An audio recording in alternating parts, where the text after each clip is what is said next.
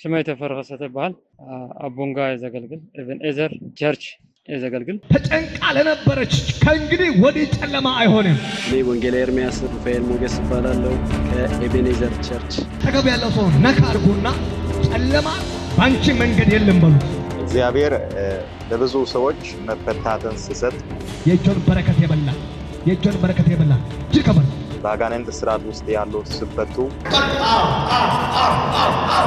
በተለያየ በሽታ ውስጥ ያሉት እየተሰቃዩ የነበሩ ሲፈወሱ በኢየሱስ መታገኝ ነው። በኢየሱስ እዚህ ቸርች ላይ እንግዲህ ያው ብዙ በቃ መናገር ከሚያቀተኝ በህይወቴ ላይ ተለውጫለሁ።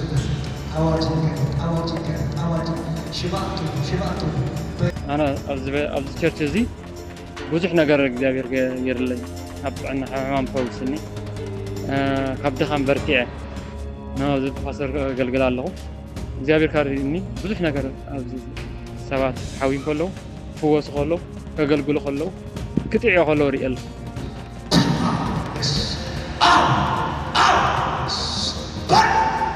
በእውነት በተለያየ የጨለማው ስራ ውስጥ ላሉ ሰዎች፣ በተለያየ ዝሙት ውስጥ፣ በተለያየ ስካር ውስጥ፣ በተለያየ ጭስ ውስጥ ያሉ ሰዎች ወደዚህ ቤተክርስቲያን እንዲመጡ አሳስባለሁ። ኣብዚ ቸርች እዚ ሕሙማት፣ ጽጉማት፣ ተሸገሩ ሰባት መጽኦም ካብ ሽግሮም ክፈትሑ ከለዉ ነፃ ክወፅኡ ከለዉ ካብ ሕማሞም ነፃ ክወፅኡ ከለዉ ዘይወለዳ ወልዳ ከለዋ ዘይተመርዓወት መርዓ ክመርዓዋ ከለዋ መርዓዋ ከተባሃለ ተማርዐን ክሪአን ከለና ኬክ ኣምፅአን ክቆርሳ ከለዋ ንርኢ ኣለና። ሕጂ ኣብዚ ብዙሕ ነገር ይኸውን ኣሎ።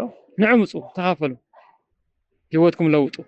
ኣብዚ ኮንፈረንስ ኣለና ናይ ሓጎስ ኮንፈረንስ።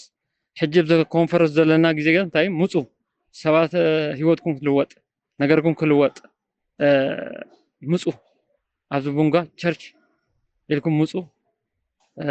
እግዚአብሔር ብዙሕ ተኣምራት ገብራ ህይወትኩም ዕድመኩም ኣለኹም። ስለዚህ ለዚህ ትልቅ ኮንፈረንስ ዝግጅት እያደረግን ነው። ጌታ ይረዳናል።